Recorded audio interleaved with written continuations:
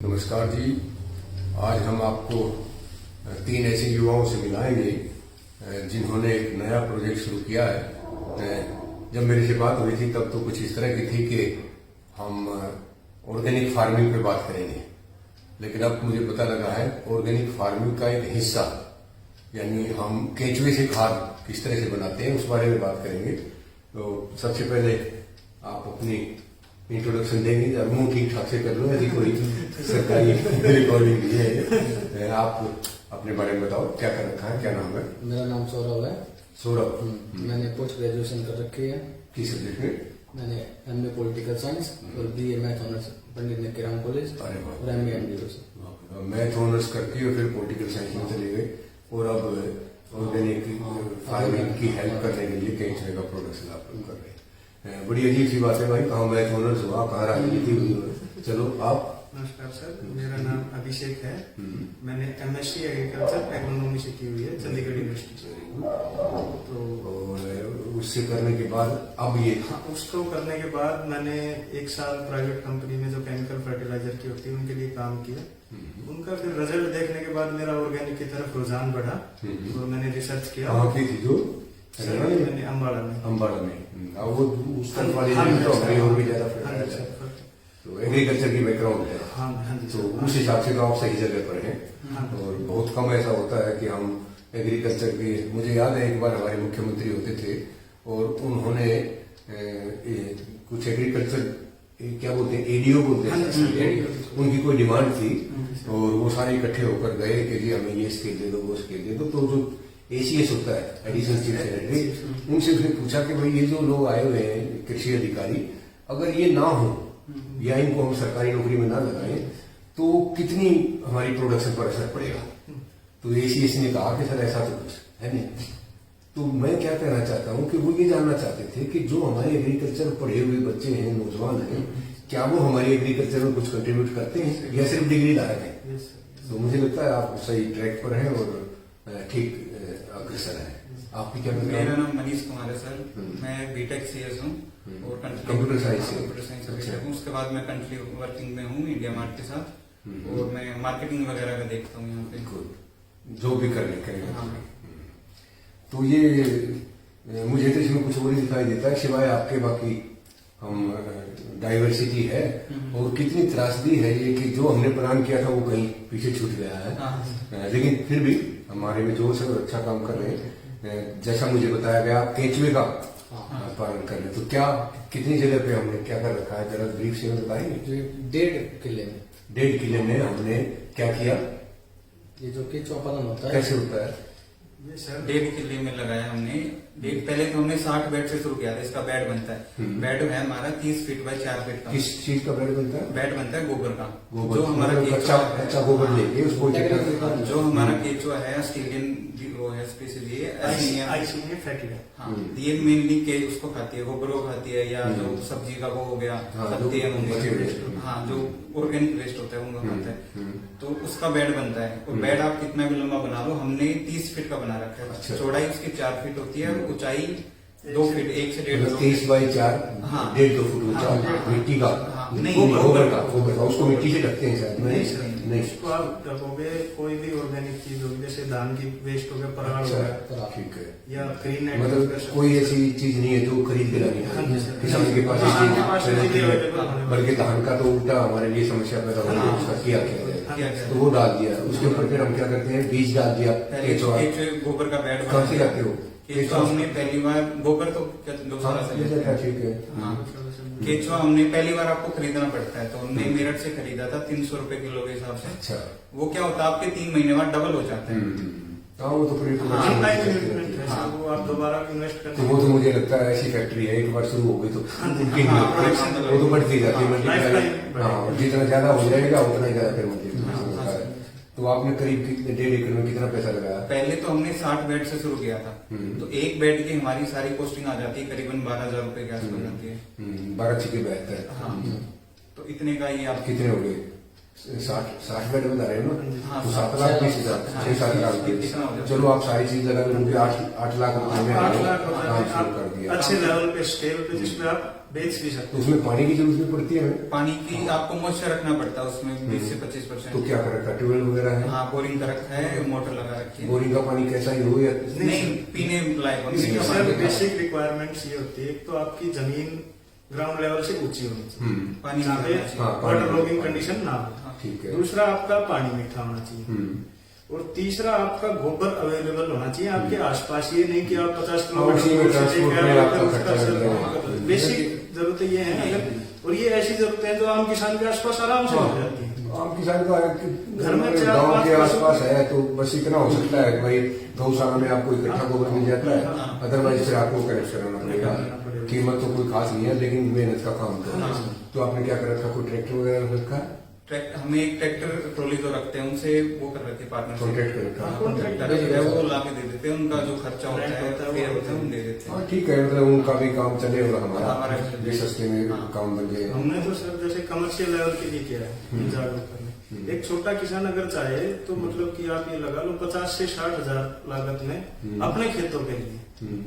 पर उल्टा नहीं हो जाएगा, एक तो खेत गया, नहीं, थोड़ी सी वही जगह खेत में आप जाएगी। ये करोगे तो आप उसमें फसल तो नहीं हो 4 बेड लगा लो आप, 4 बेड थोड़े बेड लगा लो आप अपने खेतों के इसमें लिए। रिस्क क्या है, केंचुआ बीमारी से मर जाता है या कोई सच कोई डिजीज वगैरह का रीजन तो नहीं होता इसमें। एक तो होता है अगर आप मॉइस्चर अच्छे से मेंटेन नहीं पानी का छिड़काव ना करो, सूखा रह गया। गर्मी की वजह से गोबर गर्म रह जाता है कई बार, जो ताजा गोबर होता है मीथेन गैस होती है। ताजा जरूरी होता है? नहीं, नहीं, जितना पुराना हो उतना बेटर। हाँ, मीथेन गैस निकल जाएगी फिर वो अच्छा होता है खाने के लिए। आप में से सबसे पहले ये आइडिया किसको आया? ये सर मेरे को आपको, क्योंकि आप टेक्निकली सारा नॉलेज आपका। तो ये ऐसा करने से पहले आपने क्या देखा, नेट पे ढूंढा होगा? नेट पे भी ढूंढा, यूट्यूब पे वीडियो देखी, हम 1-2 साइट पे होके भी आए, पूछ के आए क्या दिक्कतें हैं, कैसे शुरू किया। मैं ये कहलवाना चाहता हूँ आपसे कि भाई कोई भी काम करने से पहले हाँ, इसकी जांच करता है, सारी जांच चीजें करता पता होनी है। चाहिए। हम गोबर इकट्ठाई कर फिर बैठ जाए, केंचुए मिले ना नहीं। तो हमारी जमीन भी उसके लिए बढ़ेगी। सर आपको घूमना पड़ेगा, जितना हम घूमेंगे उतना हमें अच्छा ज्ञान होगा, नॉलेज बढ़ेगी हमारी, तो प्रैक्टिकल नॉलेज का पता मैं तो सिर्फ ये मैसेज देना चाहता हूँ आज के युवा को कि भाई बैठे बैठाए कुछ नहीं नहीं, होगा। अगर आप नौकरी के लिए बैठे 4 किताबों को लिए शहर में इधर उधर घूमते रहे ना, ऐसे ही जवानी निकल जाएगी। मैंने देखा है बच्चे लोग 3 साल के लिए पढ़ने के लिए आते हैं और उसके बाद 3-4 साल फलाने सेंटर पे वो अपने घर वालों को कह लो, अपने आप को बेवकूफ बनाते रहते हैं और लास्ट में हम एक ऐसे चौराहे पर जाकर खड़े हो जाते हैं, ना शादी होने की बात होती, घर वाले फ्रस्ट्रेट हो जाते हैं, माँ बाप के जो शब्द है वो सुने नहीं जाते और युवा को लगता है यार मेरा पैदा होना ही बेकार हो गया, मतलब क्या किया जाए। वो फिर उसकी वजह से डिप्रेशन में भी जाता है। डिप्रेशन में आता है और आदमी को मतलब यंग एज में अगर कोई दिशा ना हो ना तो उसे अजीब सा लगता है कि मैं अब का क्या करूं, कसूर तो मेरा कुछ भी नहीं है। आप लोग फुल्ली क्वालिफाइड है, एमएससी कर रखा, मैथमेटिक्स की ऑनर्स कर रखी है, आपने एग्रीकल्चर भी कर रखी है, आप लोग कंप्यूटर के पढ़े हुए, तो उस हिसाब से हम आपको ये नहीं कह सकते कि युवाओं में कोई कमी है या आलसी है या पढ़ते नहीं है, वो कमियां नहीं निकाल सकते। लेकिन यथास्थिति हमारी ये है, आज के दिन हम सरकारी नौकरी और मैं कहूँगा नौकरी चाहे वो प्राइवेट ही क्यों ना, वो ढूंढना एक बेवकूफी से लगती है, क्योंकि समय के साथ सारी चीजें बदलेंगी। तो अब ये जैसे केंचुए की मान लो हमने कर लिया सब कुछ, तो आपको क्या लगता है कि मार्केटिंग है इसके अंदर, इतनी डिमांड है? हाँ सर, डिमांड मिल जाएगा। हाँ। आपके गांव में कितने लोग होंगे जो इस केंचुए की खाद को खरीदने मैं के लिए आपको बता रहा हूँ, मैं इस बार इस गेहूं के सीजन में 1200 से 1550 केजी के कट्टे निकाल रहा हूँ। फिर से बताओ, 1200 से 15 कट्टे 50-50 केजी के, 50 केजी के एक कट्टे की कीमत कितनी है? 300 रुपए। 300 रुपए पर केजी पर बैग 50 केजी। तो ये अपना जो केमिकल है जैसे यूरिया है दूसरे खाद है, उनके कंपेरिजन में सस्ता पड़ता है। हाँ जी सर, सस्ता है। कितना डाला जाता है? अगर अब उसके कंपैरिजन सब देखा जाएगा, हम कंपैरिजन किस वे में कर रहे हैं। एक तो हम खाली उसके नाइट्रोजन की कर रहे हैं, तो उसमें तो दिक्कत हो जाएगी। नहीं, मैं तो साफ साफ जानना चाहता हूँ, जैसे गेहूँ है, हाँ जी सर, 1 किले गेहूँ में हम जितना खाद वो नाइट्रोजन और यूरिया और सारा हाँ जी सर, जो खर्चा करते हैं, हाँ, क्या ये सबका सब्सिट्यूट है या नहीं, सबका सब्सिट्यूट होता है, प्लस मतलब ये डालने के बाद ऐसा कोई खाद प्लस बनाएंगे नहीं। सब्सिट्यूटरी और एलिमेंट्स। एक जो पौधे की रिक्वायरमेंट होती है सर, वो 18 एलिमेंट्स है। उसको कार्बन भी चाहिए, बोरोन भी चाहिए, मैग्नीशियम भी चाहिए, इसीलिए कैल्शियम भी मतलब खाद चाहिए। डालते हाँ हैं। सर, हाँ सर। और हम दे क्या रहे हैं, फॉस्फेट और ये नाइट्रोजन। कोई एक ही चीज बार बार दो, घूमने भी वाली है, भाई मेरा घी खिला दिया या मेरा दूसरा कोई भी बाकी चीजें मिल ही नहीं रही। और सबसे बड़ी बात एक जो नमक होता है ना खेत में, जैसे यूरिया अगर डालते रहो उसको अपनी देशी भाषा में नूनी कहते हैं। हाँ, उसको खेत में नूनी आ गई। मतलब वो जमीन तो परमानेंट हाँ, खराब हो जाएगी। उसको खत्म कर दे। उसको बिल्कुल तो खत्म कर देगा। इसमें क्या गारंटी है कि खराब नहीं होगी? ये भी वर्मी कंपोस्ट हम डालते रहे 10 साल 15 हाँ साल, जी। तो क्या हमारी जमीन पे कोई असर नहीं आएगा? सर ऑर्गेनिक मैटर पे कैसे असर कर सकते हैं? नहीं, क्या हम ऐसे कह सकते हैं या कोई ऐसा तथ्य है हमारे पास? हमारे रिसर्च होंगे सर इसको। रिसर्च है सर, आप उठा सकते हो गूगल से, मैं आपको रेफरेंस भी दे दूंगा सर बाद में, उसको आप मतलब इससे वीडियो में। हाँ ये कहना हाँ, चाह रहे हाँ। हो आप कि जैसे Certified वहाँ नमी चीज़ है सर। जैसे वहाँ नमी लग के हमारी जमीन खराब हाँ जी, हाँ जी। होती है, इसमें हमारी जमीन को हम कोई असर नहीं कुर्डी आएगा। का खाद में डालते आए थे सर, ये उसका अच्छा वर्जन है। कुर्डी का खाद क्या होता कुर्डी है, के कुछ खाद गल में- जाता है, कुछ रह जाता है। टर्माइट्स वगैरह कई भी सारी आ जाते हैं चीजें सर। होती हैं। दीमक की दिक्कत रहती दीमक है। की दिक्कत आती थी, मेन तो प्रॉब्लम। दीमक हमारी जमीन के लिए नुकसानदायी है। नुकसान है क्या पौधे के लिए, पौधे को खराब पौधे को करते हैं। खराब नहीं होगा। तो आपका क्या क्या प्रोजेक्ट लेके चल रहे हो? आपने कितने 1.5 एकड़ में बता रहे हो ना? हाँ, अभी 1.5 1.5 एकड़ में हमने 8-10 लाख रुपए 8 लाख रुपए लगा दिए, कुछ रनिंग कॉस्ट भी 8 लाख रुपए लगाए थे हमने, जून 21 जून को शुरू किया था। अच्छा, इसी साल 3 का। महीने की प्रोसेस के बाद पूरी हार्वेस्टिंग, पूरा बेड का केचुआ खाद बन जाता है। तो केचुए तो नीचे बच जाते हैं, तो दूसरे बेड खाद लगा ऊपर के जाता रहता है। खाद ऊपर जाता है। खाद उतार लिया, मतलब केचुए अब नीचे आपको रॉ बच गए। मटेरियल की जरूरत नहीं है। हाँ, अब अब तो केचुए की केचुए जरूरत केचुए पे आप हो जाएंगे। हाँ, आपने तो सिर्फ बेड बनाने, हाँ। और अगर करते करते आपके केचुए बहुत सारे होंगे और बेड फालतू नहीं है, तो क्या करेंगे? केचुआ भी तो बेच सकते हो। केचुआ बेच सकते हैं। मल्टीप्लाई हम किसी से लेके आए, आप हमसे कहाँ से लेके आए, लेके आए? मेरठ से लेके मेरठ से लेके आए हैं जैसे। फिर आप यहीं के यहीं जिस व्हाट भाई अबाउट को- मार्केटिंग? कैसे पता लगेगा आपने ऐसा कर रखा है?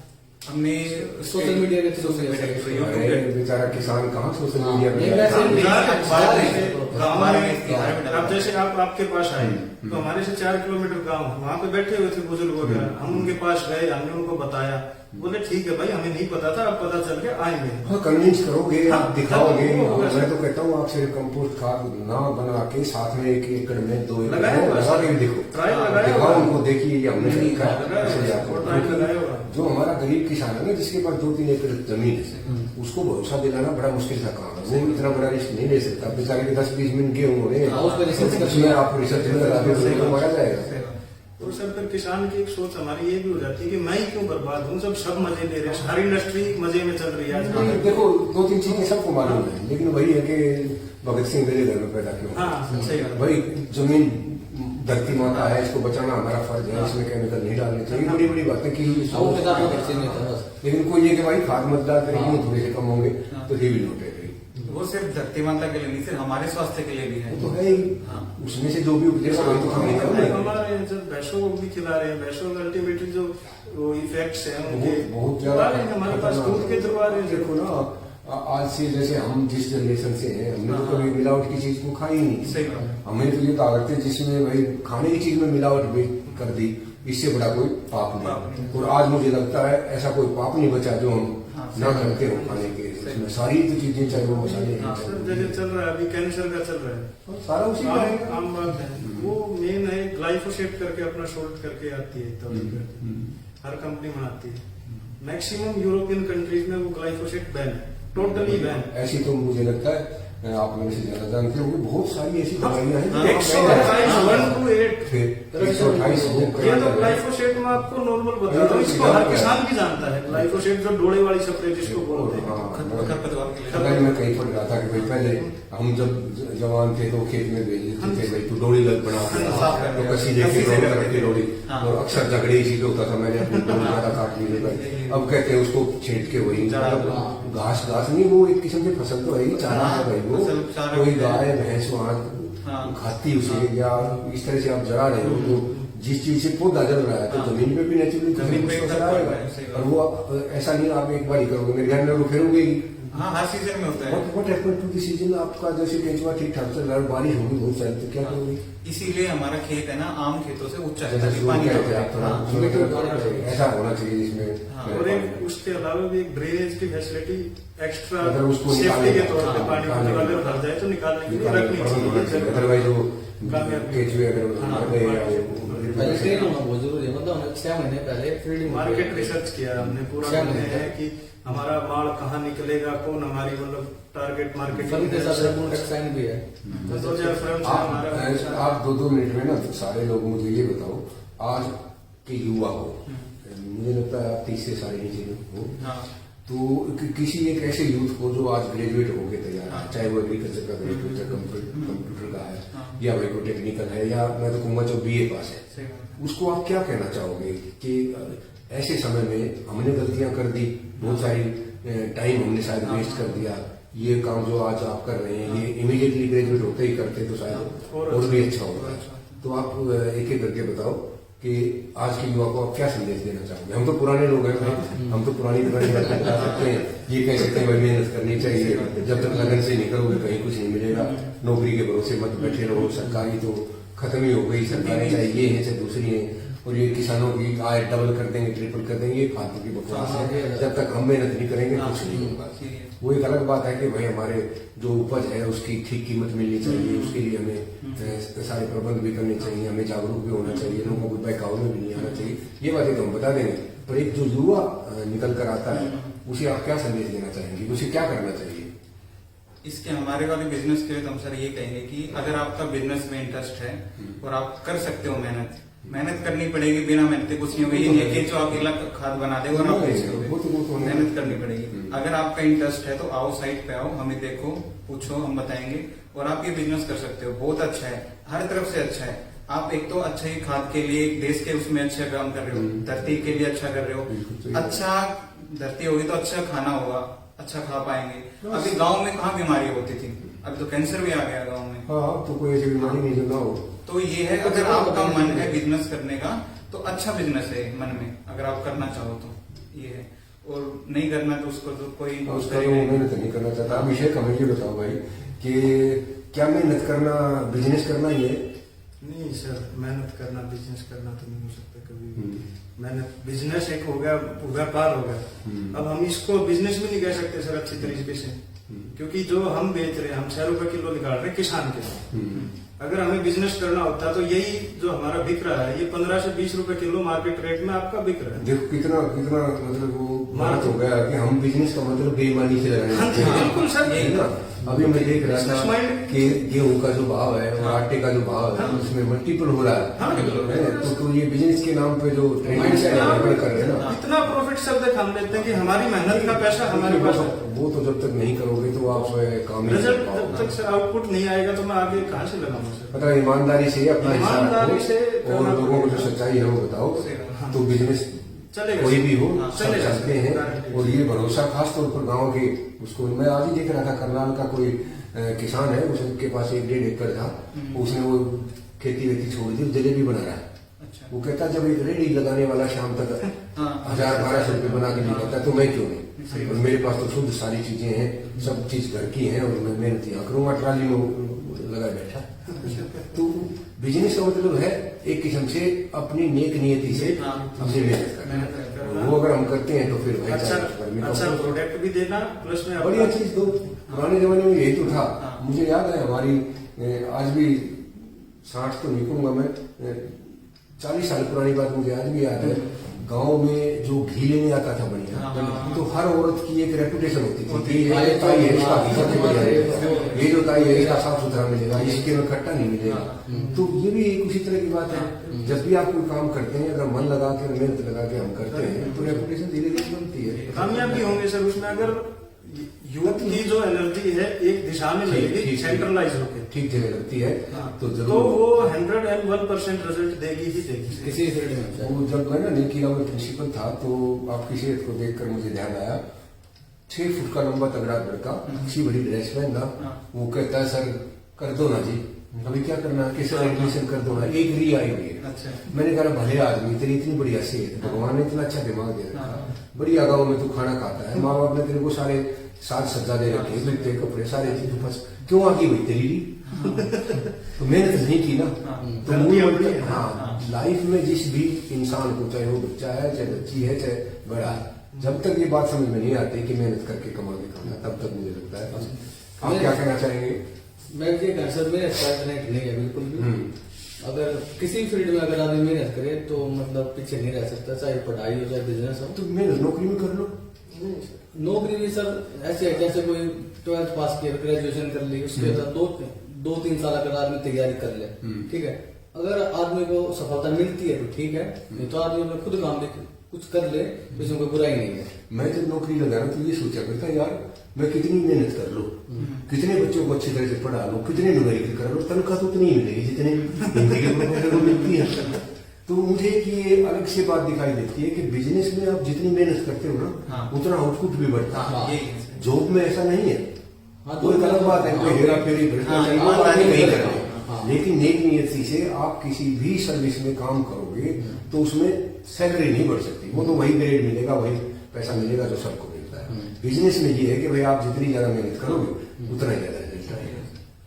तो आप जैसे युवाओं के साथ बात करना भाई मुझे हमेशा अच्छा लगता है, और बेशक हम युवा नहीं है लेकिन 35 साल तक युवाओं के बीच में रहे तो उनके दर्द को मुझे लगता है औरों से ज्यादा अच्छी तरह से समझ सकता हूँ। इसीलिए कोशिश करता हूँ कि जो भी मेरे से इस तरह का कोई संपर्क में आता है मैं चाहता हूँ वो बात सबके सामने जाए, और लोग भी मोटिवेट हों और भी आप लोगों की तरह से मेहनत करें। आप आए मेरे पास, बहुत बहुत धन्यवाद। बहुत बहुत धन्यवाद सर आपका।